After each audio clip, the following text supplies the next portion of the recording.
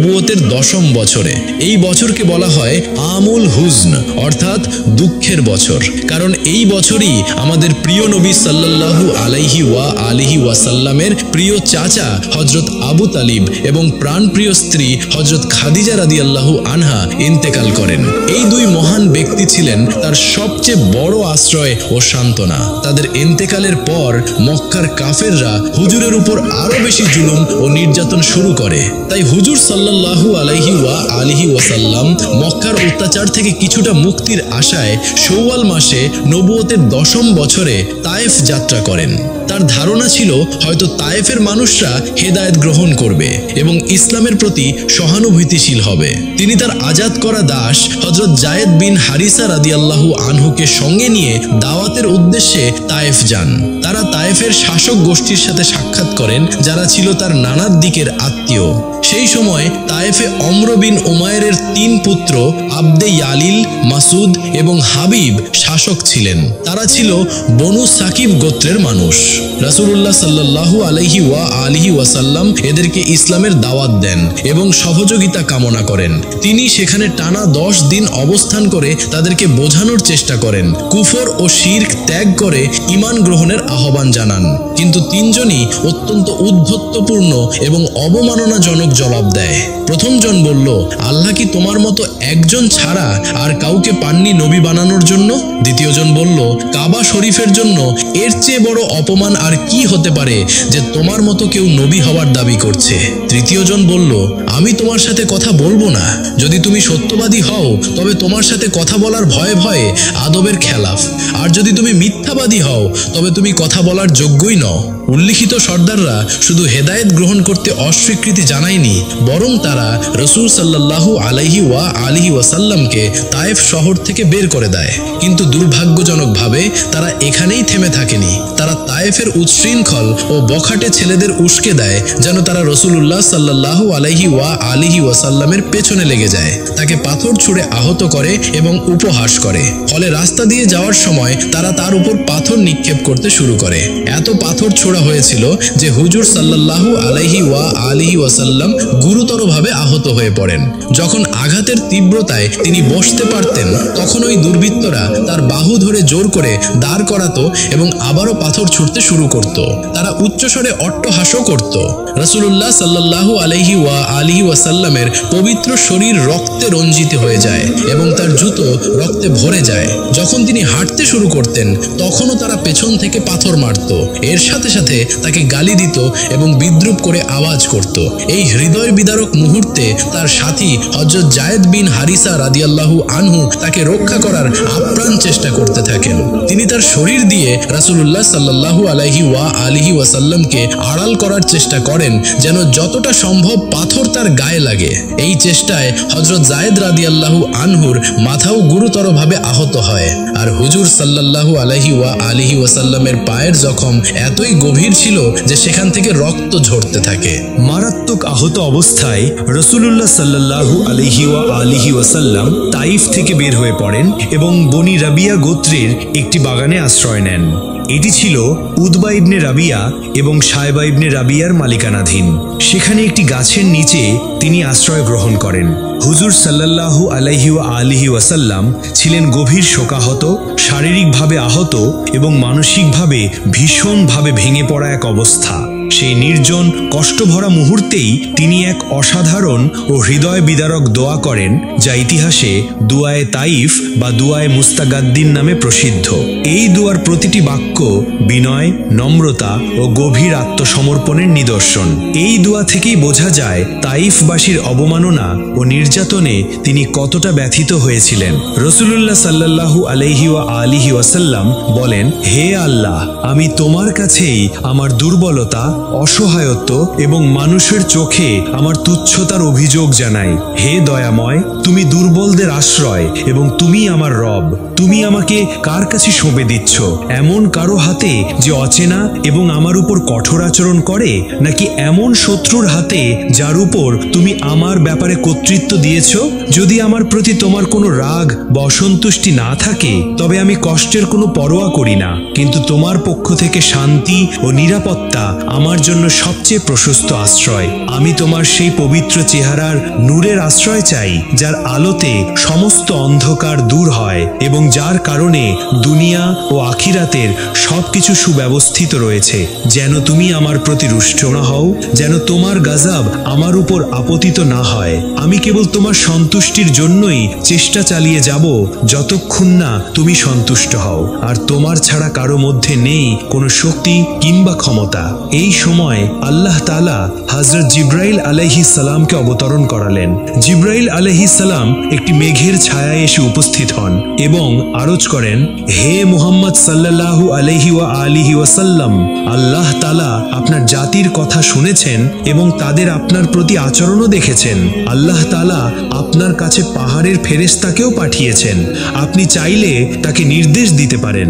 এরপর পাহাড়ের ফেরেশতা নবী করিম সাল্লাল্লাহু আলাইহি ওয়া আলিহি ওয়াসাল্লামকে সালাম আরজ করেন এবং বলেন, হে আল্লাহ তাআলার রাসূল, আপনি যদি অনুমতি দেন তাহলে আমি এই দুটি পাহাড় যা মক্কার দুই পাশে অবস্থিত তুলে এনে এই তাইফবাসীর উপর চাপিয়ে দেব, যাতে তাদের নাম নিশানা পর্যন্ত মুছে যায়। এই পর্যায়ে নবী রাহমাত সাল্লাল্লাহু আলাইহি ওয়া আলিহি ওয়াসাল্লাম যে উত্তর দেন তা কিয়ামত পর্যন্ত প্রমাণ করে যে তিনি ছিলেন রাহমাতুল লিল আলামিন, সমস্ত বিশ্বের জন্য রহমত স্বরূপ। তিনি বললেন, না, আমি এটা চাই না, বরং আমি আল্লাহ তাআলার কাছে আশা রাখি যে এদের ভবিষ্যৎ প্রজন্মের মধ্য থেকে এমন লোক জন্মাবে যারা শুধুমাত্র এক আল্লাহর ইবাদত করবে এবং তার সাথে কাউকে শরীক করবে না। এই দয়ার বার্তাই ছিল নবীজির প্রকৃত পরিচয়, ক্ষমাশীলতা, দয়া এবং ধৈর্যের এক অনন্য উদাহরণ। এদিকে সেই বাগানে উপস্থিত ছিলেন উদবা ও সায়বা। তারা রাসূল সাল্লাল্লাহু আলাইহি ওয়া আলিহি ওয়াসাল্লামের মাজলুমিয়াত ও অসহায়ত্ব নিজের চোখে দেখছিল। এই দৃশ্য দেখে তাদের হৃদয় কিছুটা গলে যায়, আত্মীয়তার টান ও মানবিক অনুভূতি জেগে ওঠে। তারা এক থালায় আঙুর সাজিয়ে আনলো এবং তাদের একজন খ্রিস্টান গোলাম আদ্দাসকে ডেকে বলল, এই আঙুরগুলো ওই ব্যক্তির কাছে নিয়ে যাও এবং তাকে বলো যেন কিছু খেয়ে নেন। আদ্দাস আঙুরের খালা নিয়ে এলো এবং তা রাসূল সাল্লাল্লাহু আলাইহি ওয়াসাল্লামের সামনে রাখলো। হুজুর সাল্লাল্লাহু আলাইহি ওয়াসাল্লাম বিসমিল্লাহ বলে খাওয়া শুরু করলেন। আদ্দাস বিস্মিত হয়ে জিজ্ঞেস করলো, আল্লাহর কসম, এই শহরের লোকেরা তো বিসমিল্লাহ বলে না। তখন নবী করিম সাল্লাল্লাহু আলাইহি ওয়াসাল্লাম জিজ্ঞেস করলেন, তুমি কোন শহরের বাসিন্দা এবং তোমার ধর্ম কি? আদ্দাস উত্তর দিল, আমি নিনওয়ার বাসিন্দা, ধর্ম মতে আমি একজন খ্রিস্টান। রাসূলুল্লাহ সাল্লাল্লাহু আলাইহি ওয়াসাল্লাম বললেন, সেই নিনওয়া যেখানে আল্লাহর নবী ইউনুস ইবনে মাতা আলাইহিস সালাম থাকতেন? আদ্দাস বিস্ময়ে বলল, আপনি ইউনুস আলাইহিস সালাম সম্পর্কে জানেন কিভাবে? রাসূলুল্লাহ সাল্লাল্লাহু আলাইহি ওয়াসাল্লাম বললেন, তিনি আমার ভাই ছিলেন, আল্লাহর একজন নবী, আমিও একজন নবী। এ কথা শুনে আদ্দাসের চোখে পানি এসে যায়। সে আবেগে আপ্লুত হয়ে রাসূলুল্লাহ সাল্লাল্লাহু আলাইহি ওয়াসাল্লামের হাত, পা এবং কপালে চুমু দেয় আর উচ্চ স্বরে বলে ওঠে, আশহাদু আল্লা ইলাহা ইল্লাল্লাহু ওয়া আশহাদু আন্না মুহাম্মাদান আবদুহু ওয়া রাসূলুহু। আমি সাক্ষ্য দিচ্ছি আল্লাহ ছাড়া কোনো ইলাহ নেই এবং মুহাম্মদ সাল্লাল্লাহু আলাইহি ওয়াসাল্লাম আল্লাহর বান্দা ও রাসূল। যখন আদ্দাস ফিরে গেল তখন উতবা ও সাইবা তাকে বলল, তুমি ওই ব্যক্তির হাত ও পা চুম্বন করছিলে, সতর্ক থাকো, সে যেন তোমাকে তোমার ধর্ম থেকে ফিরিয়ে না দেয়। মনে রেখো, তোমার ধর্ম তার ধর্মের চেয়ে উত্তম। এরপর ফেরার পথে রাসূলুল্লাহ সাল্লাল্লাহু আলাইহি ওয়াসাল্লাম কয়েকদিন মাকামে নাখলাতে অবস্থান করেন। এক রাতে তিনি নামাজে রত ছিলেন। ঠিক তখনই নাসিবিনের জিনদের একটি কাফেলা সেখানে উপস্থিত হলো। তারা থেমে গেল এবং কোরআনের তিলাওয়াত শুনতে থাকলো। কোরআনের আয়াতগুলো তাদের হৃদয়কে কাঁপিয়ে দিল। তারা সঙ্গে সঙ্গে ঈমান গ্রহণ করে এবং নিজেদের কওমে ফিরে গিয়ে ইসলামের দাওয়াত দেয়। রাসূলুল্লাহ সাল্লাল্লাহু আলাইহি ওয়াসাল্লাম তখনও জানতেন না এই জিনরা এসেছিল এবং তার তিলাওয়াত শুনে ঈমান এনেছিল। পরে এই বিষয়ে আল্লাহ তাআলা সূরা আহকাফে উল্লেখ করেছেন, তাদের আগমন ও ঈমান গ্রহণ সম্পর্কে তুমি জানতেও পারোনি। যখন রাসূলুল্লাহ সাল্লাল্লাহু আলাইহি ওয়াসাল্লাম মক্কার কাছাকাছি পৌঁছালেন তখন হযরত যায়েদ বিন হারেসা রাদিয়াল্লাহু আনহু বললেন, ইয়া রাসূলুল্লাহ, আপনি মক্কায় কিভাবে প্রবেশ করবেন? তারাই তো আপনাকে বের করে দিয়েছিল।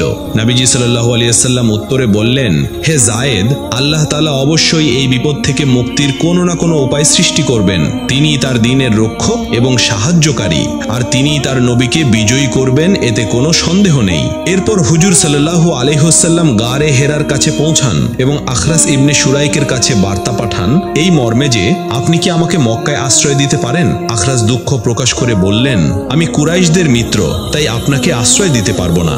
এরপর তিনি বার্তা পাঠান সুহাইল ইবনে আমরের কাছে, কিন্তু তিনিও অনিচ্ছা প্রকাশ করেন এবং আশ্রয় দিতে অপারগতা জানান।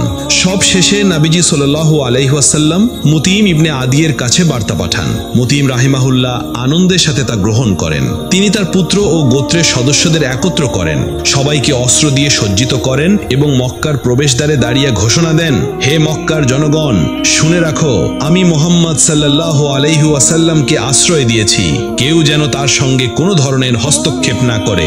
এরপর মুতাইম নিজে একটি উটের পিঠে সাওয়ার হয়ে রাসূলুল্লাহ সাল্লাল্লাহু আলাইহি ওয়া আলিহি ওয়াসাল্লামকে সঙ্গে নিয়ে হারাম শরীফ এর দিকে অগ্রসর হলেন। রাসূলুল্লাহ সাল্লাল্লাহু আলাইহি ওয়াসাল্লাম হারামে প্রবেশ করলেন, হাজরে আসওয়াদকে চুম্বন করলেন, তাওয়াফ করলেন, 2 রাকাত নামাজ আদায় করলেন এবং নিজের ঘরে ফিরে গেলেন। এই পুরো সময়ে মুতাইম ইবনে আদি এবং তার পুত্ররা তাকে ঘিরে রাখলেন এবং পূর্ণ নিরাপত্তা প্রদান করলেন। মুতাইম ইবনে আদি এর এই অনুগ্রহ ও আশ্রয়দানের ঘটনা রাসূলুল্লাহ সাল্লাল্লাহু আলাইহি ওয়া আলিহি ওয়াসাল্লাম কখনো ভুলে যাননি। উহুদের যুদ্ধ এবং বদরের যুদ্ধের পর আল্লাহ রব্বুল আলামিনের দয়াতে মুসলমানরা খুবই শক্তিশালী হয়ে গিয়েছিল, আর অন্যদিকে যারা কাফের মুশরিক ছিল তারা দুর্বল হতে শুরু করছিল। আর সেজন্যই তারা চাইতো যে কোনো প্রকারে মুসলমানদের অস্তিত্বকে একেবারে সমাপ্ত করে দেওয়া যায় কিনা। তারা অল আউট প্ল্যান করছিল, মানে সমস্ত শক্তি দিয়ে এমন একটি যুদ্ধ করতে হবে যেন মুসলমানদেরকে একেবারে নির্মূল করে দেওয়া যায়। কাফের মুশরিকদের ভিতরে বড় বড় নেতারা একত্রিত হয়ে তারা বলাবলি করতে লাগলো, আমরা কবে এবং কখন মদিনার উপরে হামলা করব এবং মুসলমানদেরকে নির্মূল করে দেব। এরপরে 627 খ্রিস্টাব্দের জানুয়ারি মাসে কাফের এবং মুশরিকরা একসাথে জোট বেঁধে মদিনার দিকে হামলা করার উদ্দেশ্যে রওনা দিল। তারা মদিনার মরুভূমির পথে হাঁটতে হাঁটতে ক্লান্ত হয়ে গিয়েছিল, এজন্য তারা কিছুক্ষণ বিশ্রাম নিল। এই খবর যখন হযরত মুহাম্মদ সাল্লাল্লাহু আলাইহি ওয়াসাল্লামের কাছে পৌঁছালো, তখন রাসূল সাল্লাল্লাহু আলাইহি ওয়াসাল্লাম তার সমস্ত সাহাবা একরামদের ডেকে পাঠালেন এবং নবীজি উচ্চস্বরে বলতে লাগলো, একদিকে আরবের সমস্ত মুশরিকরা জোটবদ্ধ হয়েছে আর অন্যদিকে আমরা সামান্য কয়েকজন মুসলিম। হে আমার সাহাবীরা, এখান থেকেই আল্লাহ রব্বুল আলামিনের পক্ষ থেকে সিদ্ধান্ত আসবে যে হক আর বাতিলের মধ্যে কোনটি সত্য। তখন সমস্ত সাহাবা ইকরামরা ভাবতে লাগলো, এত বড় কাফের মুশরিকদের সঙ্গে আমরা কিভাবে লড়াই করব। তখন সালমান ফারসি রাদিয়াল্লাহু তাআলা আনহু বললেন, ইয়া রাসূলুল্লাহ, আমাদের মদিনায় তো 3 দিক দিয়ে পাহাড় দ্বারা বেষ্টিত, আর যাওয়া আসার জন্য শুধুমাত্র একটা রাস্তাই খোলা আছে।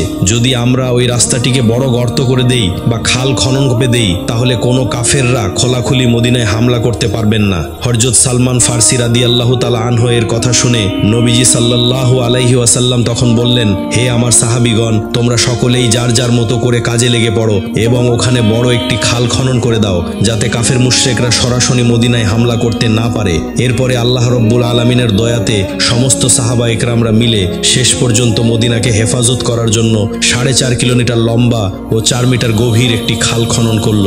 খন্দকের যুদ্ধে কাফের মুশরিকরা মুসলমানদের বিপক্ষে আবু সুফিয়ান তৎকালীন বিশ্বের সবচেয়ে বড় বীর ওমর বিন মারহাবকে নিয়ে এসেছিল। আরবের বড় বড় পালোয়ানেরা পর্যন্ত ওমর বিন মারহাবকে দেখে ভয় পেত, আর এত সব পালোয়ান সহ তারা মদিনার কাছে এসে দেখল মদিনার প্রবেশ পথে একটি বড় খাল খনন করা হয়েছে, যা দেখে তারা ভীষণ অবাক হলো এবং ওমর বিন মারহাব বলল, এত বড় খন্দক এত সামান্য কয়েকজন মানুষ কেমন করে খুঁড়েছে, এবার আমরা মদিনার উপরে কিভাবেই বা আক্রমণ করব। এরপরে তারা 6 সপ্তাহ পর্যন্ত মদিনার বাইরে এসে অপেক্ষা করতে থাকলো সুযোগের জন্য। এরপরে ওমর বিন মারহাব বলল, এটা আমাদেরকে অপমান করার জন্য করা হয়েছে, আর আমি এখানে খালের পাড়ে বসে মদিনাবাসীর জন্য অপেক্ষা করতে পারবো না। আমি এখনই খাল টপকিয়ে মদিনায় ঢুকছি। তোমরা যদি আমার সঙ্গে কেউ যেতে চাও তাহলে আসতে পারো, আর যদি কেউ না যেতে চাও তাহলে তোমরা এখানেই থেকে যাও। আমি দেখছি কিভাবে মদিনাবাসী আমার হাত থেকে বেঁচে যায়। সে মদিনায় প্রবেশ করলো খাল টপকিয়ে, তারপর জোরে জোরে চিৎকার করে তখন বলতে লাগলো, হে মুসলমান মিথ্যাবাদী কাপুরুষেরা, যদি কারোর ক্ষমতা থাকে তাহলে বের হয়ে আসো আমার সঙ্গে মোকাবিলা করতে, অথবা আমার হাতে হত্যা হয়ে যাও। ওমর বিন মারহাবের এই চিৎকারের গর্জনে সমস্ত সাহাবায়ে কারামরা নিজেদের চক্ষু দৃষ্টিকে নিচু করে রাখলো আর চুপ থেকে গেল। তখনই হযরত আলী রাদিয়াল্লাহু তাআলা আনহু সোজা হয়ে দাঁড়ালেন আর বললেন, ইয়া রাসূলুল্লাহ, আপনি আমাকে অনুমতি দেন, আমি সেখানে যাব এবং ওমর বিন মারহাবকে কতল করে আসব।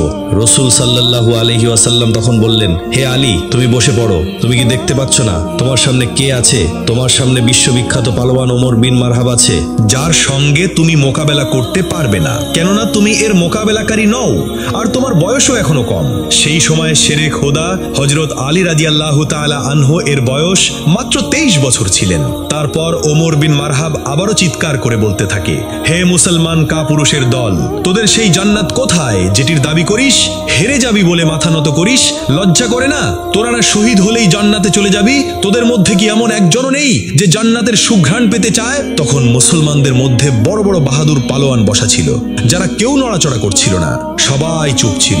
কিন্তু আবারও বসে থাকতে পারলেন না শেরে খোদা হযরত আলী রাদিয়াল্লাহু তাআলা আনহু। আবারও সোজা হয়ে দাঁড়িয়ে রাসূল সাল্লাল্লাহু আলাইহি ওয়াসাল্লামকে বলল, ইয়া রাসূলুল্লাহ, আপনি আমাকে শুধুমাত্র অনুমতি দিন, আমি এই জালিম শয়তানের মুখ বন্ধ করে ছাড়বো। তখন রাসূল সাল্লাল্লাহু আলাইহি ওয়াসাল্লাম বললেন, হে আলী, তুমি বসে যাও, তুমি কি দেখতে পাচ্ছ না তোমার সামনে ওমর আছে? এরপরে রাসূল সাল্লাল্লাহু আলাইহি ওয়াসাল্লাম নিজেই বললেন, কে এমন আছো যে এই কাফেরের মুখ বন্ধ করবে? এমন কথা শুনে সবাই নিজের নজরকে নিচের দিকে রাখলো, আর সবাই তখন বলতে লাগলো, ইয়া রাসূলুল্লাহ, আপনি কি জানেন না এই ওমর বিন মারহাব এক হাতে উটের বাচ্চাকে ধরে রাখে আর অন্যদিকে শত শত শত্রুদের উপরে একসাথে তরবারি চালায়? এই শয়তানের সাথে কে লড়াই করতে পারবে? এরই মধ্যে হযরত আলী রাদিয়াল্লাহু তাআলা আনহু সদীর্ঘে তৃতীয়বারের মতো দাঁড়িয়ে গেলেন আর বলতে লাগলেন, হে আমার আকা, আপনি শুধুমাত্র আমাকে অনুমতি দিন, আমি এই কাফেরের মুখ চিরতরে বন্ধ করে দিব।